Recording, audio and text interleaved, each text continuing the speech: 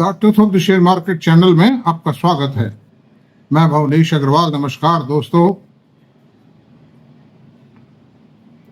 विश्व में ट्रंप साहब के कारण विश्व अर्थव्यवस्था में अस्थिरता, इनस्टेबिलिटी बनी रही। ये बात पहले से ही तय थी। इनके आने के 15 दिन के अंदर अंदर ही तय हो गई थी कि ये विश्व की अर्थव्यवस्था को और अमेरिका की अर्थव्यवस्था को बिलोते रहेंगे। बिलोने से स्टेनलेस आती है, छाछ बिलोते आपने देखा होगा। जो बिलोना घूमता है तो वो घूमता ही रहता है, अंदर हिलता रहता है, मक्खन निकलता रहता है, लेकिन इसमें मक्खन नहीं निकलेगा इस बिलोने से। उनके इस बिलोने से अमेरिका की अर्थव्यवस्था का तेल निकल जाए, बर्बाद हो जाएगी अर्थव्यवस्था। जो आज वर्ल्ड लीडर है, और जापान जैसी कंट्री जो 1990s में लीडर था टेक्नोलॉजी का, ऑटोमोबाइल और इलेक्ट्रॉनिक्स में जो पीछे रह गया था, और अमेरिका वर्ल्ड लीडर बन बैठा था, वो लीडरशिप मैं समझता हूं पिछड़ जाएगी। ये बातें बड़ी अजीब लगती हैं, लेकिन होता यही है। आप देखिए, पाकिस्तान और हिंदुस्तान दोनों एक साथ आजाद हुए थे, एक ही तारीख को हुए थे, लेकिन भारत कहाँ है, पाकिस्तान कहाँ है। और बांग्लादेश कई बार आजाद हो चुका, कई बार गुलाम बन चुका है, लेकिन क्या हालत है उसकी बताइए। तो ये सब नीतियों का खेल। अमेरिका वर्ल्ड लीडर बड़ा क्यों था? अपने उदार नीतियों के कारण। व्यापार, विज्ञान, आविष्कार, विकास, अनुसंधान, ये सब चलते हैं उदार नीति से। कोई दुकानदार किसी ग्राहक से अकड़ जाए तो वो ग्राहक 100 को कहेगा कि बदमाश दुकानदार, इसके पास मत जाना, या नालायक आदमी है। तो मैंने मेरे नी चेंज करवाए थे, तो एक नामी हॉस्पिटल है, नाम नहीं लूंगा खामखा, मेरे को उससे कोई नाराजगी नहीं है, मैं उसमें इलाज करवाता हूँ, उस हॉस्पिटल में जाता हूँ। हॉस्पिटल बहुत अच्छा है, वो डॉक्टर बहुत अच्छे हैं, लेकिन मुझे सिर्फ ये बताना था कि इस हॉस्पिटल का ये डॉक्टर थोड़ा खड़ूस है। डॉक्टर अच्छा था, लोग बात करवाते भी थे, तो मैंने उससे नी रिप्लेसमेंट का काम उससे नहीं करवाया, ट्रीटमेंट मैंने दूसरे डॉक्टर से करवाया। मैं कहा खड़ूस डॉक्टर से तैयार हम क्यों जाए, जब वो दूसरे डॉक्टर अवेलेबल हैं तो उससे दूसरे से करवा दिए। तो ऐसी सूरत में ये अमेरिका की जो इकोनॉमी है ना, कोई चिंतन मंथन दूरदृष्टि कुछ नहीं। अमेरिका फर्स्ट और अमेरिकन फर्स्ट के नाम से जो निर्णय लिए जा रहे हैं, वो अमेरिका को फर्स्ट लेवल ऑफ बॉटम में डालने के लिए लिया, परिणाम खराब होंगे।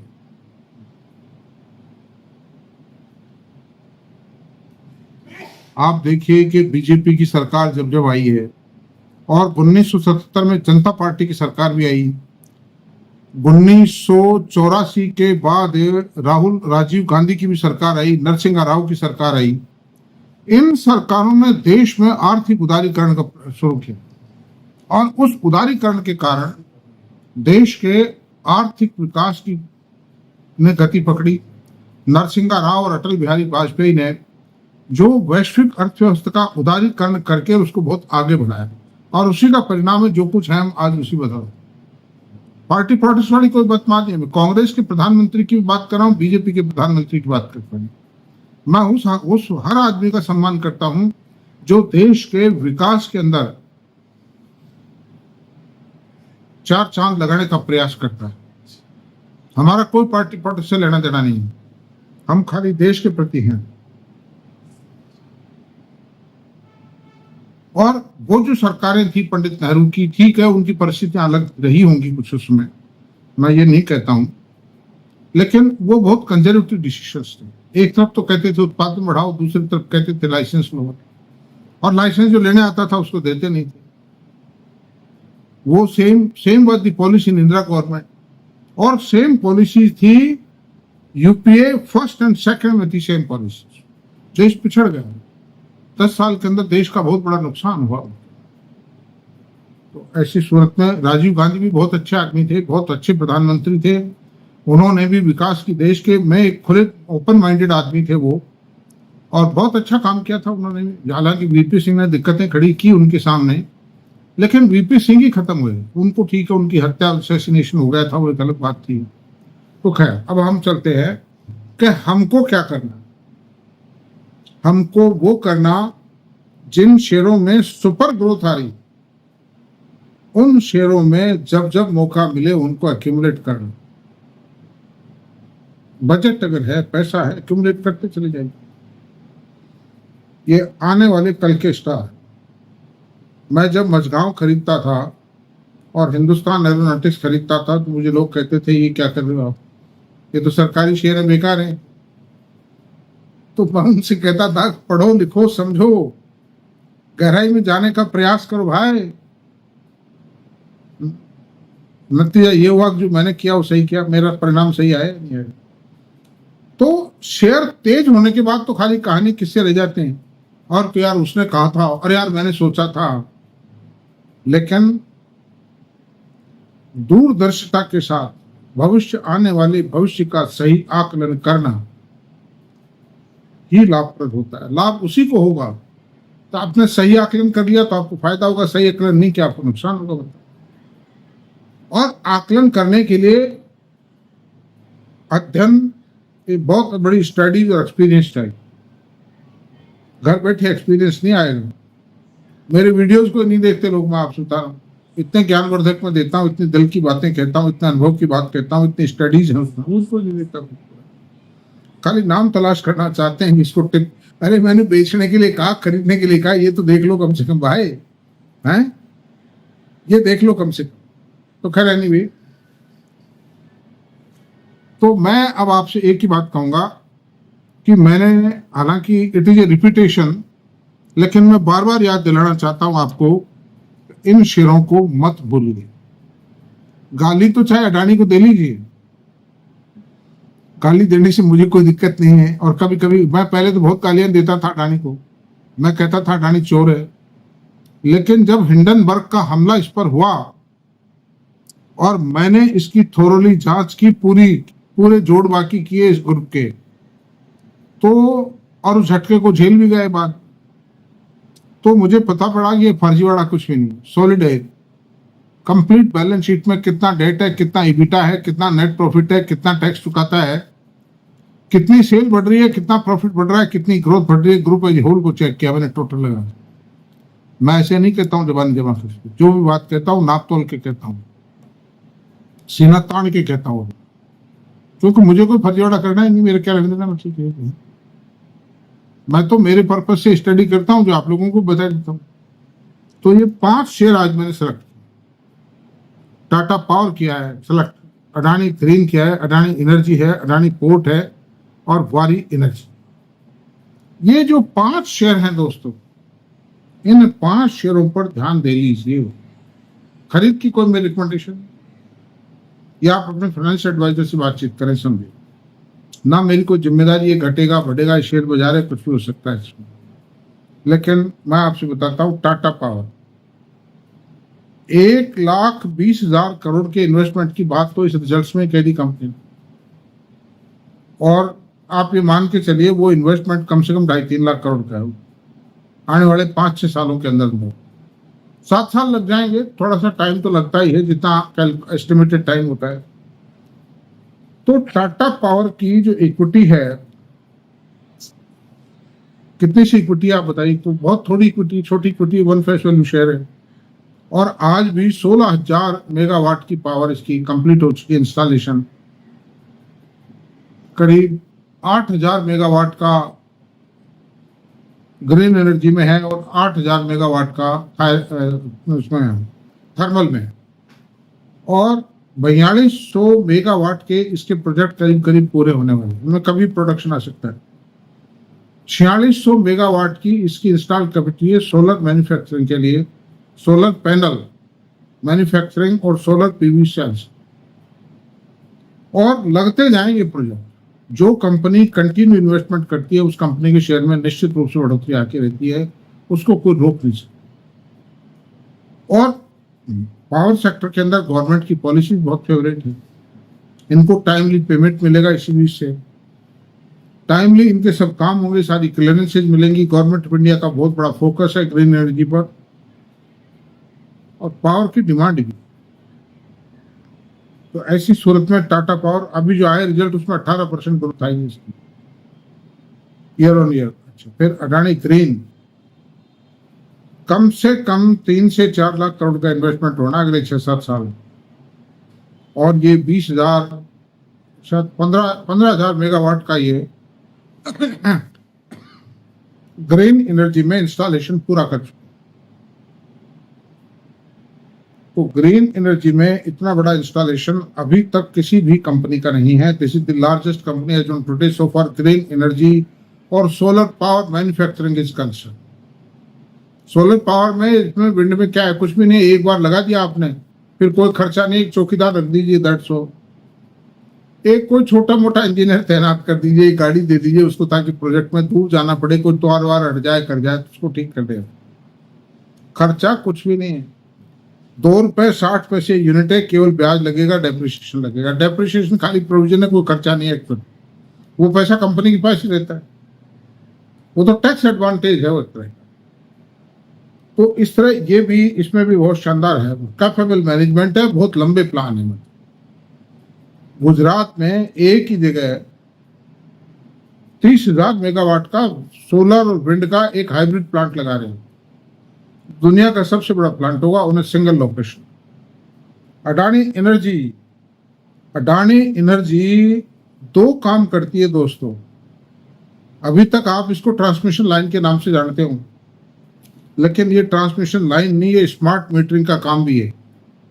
और ये समझते होंगे कि स्मार्ट मीटरिंग का कोई छोटा मोटा काम है। जयपुर की कंपनी जीनस पावर भी करती है, क्या हो गया उसमें? ऐसा जीनस पावर अपनी जगह है, लेकिन अडानी ग्रीन जो है 30 लाख मीटर पिछले साल इंस्टॉल किए, और इस साल आपको पता है कितने मीटर इंस्टॉल करेंगे? 70 लाख मीटर इंस्टॉल। तो स्मार्ट मीटर इंस्टॉलेशन का काम है। कंपनी के पास में मैं समझता हूं करीब 25,000 करोड़ के ऑर्डर्स तो इन हैंड है, मतलब, और लेंगे। 56,000 करोड़ के टेंडर और फ्लोट हो रहे हैं, उसमें और पार्टिसिपेट कंपनी, कुछ टेंडर अंडर प्रोसेस है इनके, जिसमें L1 है ये, मतलब। तो इतना बड़ा काम तो हुआ है। ट्रांसमिशन लाइन का तो बहुत बड़ा काम है, जिसमें करीब 12-13,000 करोड़ रुपया पर ईयर इन्वेस्टमेंट करेंगे। तो उससे आप अंदाजा लगा लीजिए दोस्तों कितना बड़ा काम है।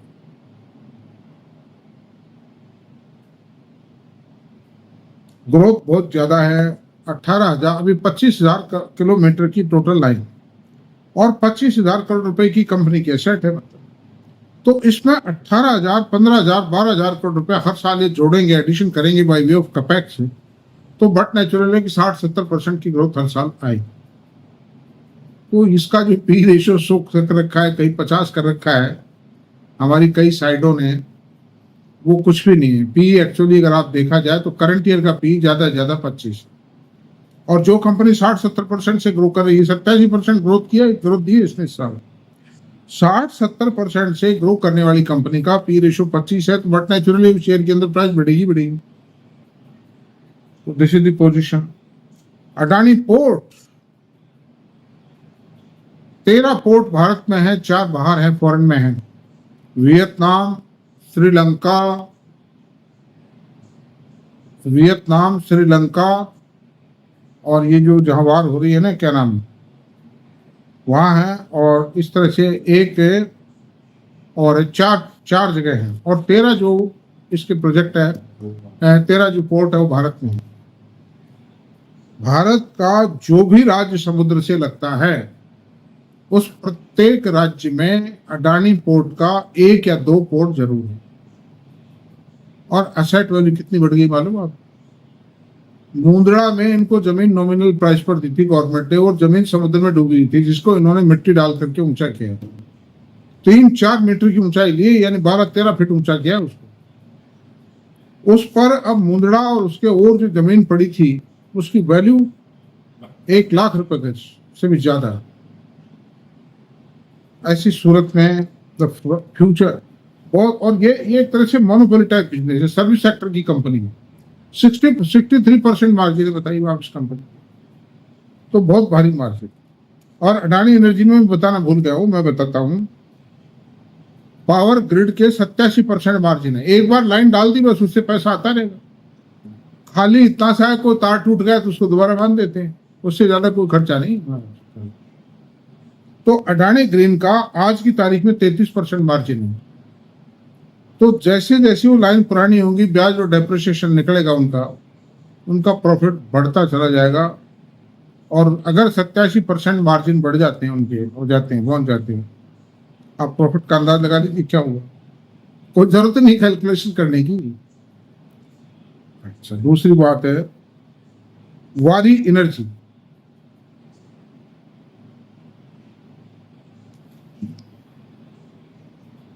इस शेयर में ऊंचाई नीचाई बहुत आती है। 3700 2200 रुपए लिस्ट होकर 3700 गया, 3700 से लिस्ट होकर 2600 आया, 2600 से फिर 3300 गया, फिर 3300 से 2000 आया, और अभी धीरे धीरे चल के 3000 पहुंचा था। इतने में ट्रम्प साहब ने फिर धमाका कर दिया। सोलर, अमेरिका में इनका प्लांट है, मतलब सोलर पैनल मैन्युफैक्चरिंग का प्लांट है। तो उसमें धमाका ये किया उन्होंने कि सोलर, जो रूफटॉप सोलर के लिए जो सब्सिडी देती गवर्नमेंट ऑफ अमेरिका, वो सब्सिडी को विड्रॉ कर। उनकी तमन्ना थी बहुत टाइम से कि मैं इसको बर्बाद कैसे करूं इस प्रोजेक्ट को। America is the world leader, and world leader की रिस्पॉन्सिबिलिटी है जो दुनिया को पॉल्यूशन फ्री करने की बात है 1945 तक, उसमें सबसे बड़ी जिम्मेदारी अमेरिका की, जिनेवा समझौते के अंतर्गत। लेकिन गवर्नमेंट ऑफ अमेरिका ही पीछे हट रही है। आज ये दुनिया को क्या संदेश दें। पहले इन्होंने ज्वाइन करते ही तो ऑटोमोबाइल सब्सिडी हटाई, इलेक्ट्रिक ऑटो व्हीकल्स की सब्सिडी हटाई, और अब सोलर पैनल की सब्सिडी हटा दी रूफटॉप के लिए।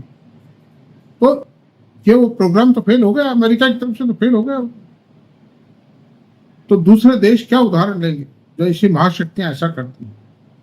तो खैर, लेकिन ऐसी बात है, वारी एनर्जी की इंडिया में जो प्लांट है, वो उनकी डिमांड इतनी जबरदस्त है इंडिया में कि उनको ये सप्लाई कर पाए, उनकी डिमांड को कैटर कर पाए, ये बहुत बड़ी बात है। तो ऐसी सूरत में वारी एनर्जी का अभी 3000 हो गया था, अभी 2700 रुपये 2800 रुपये है ये, और किस वक्त 4000 5000 हो जाए को पता नहीं है। होगा कि नहीं होगा, खैर ये तो घर में छुपी बातें हैं। लेकिन आदमी सोचता है, कैलकुलेशन सोचता है, जो हालात दिखाई देते हैं उनके हिसाब से। और इस शेयर से मुझे बहुत ज़बरदस्त आशाएं हैं, और ये जितने भी शेयर बताए ये सब मेरे पास है, अडानी ग्रीन के अलावा। बल्क होल्डिंग है मेरी, मैं बायस्ड हो सकता हूँ। Please take care. आप अपने फाइनेंशियल एडवाइजर से बात करके फिर कोई निर्णय लें। Thank you very much. Subscribe कर दें।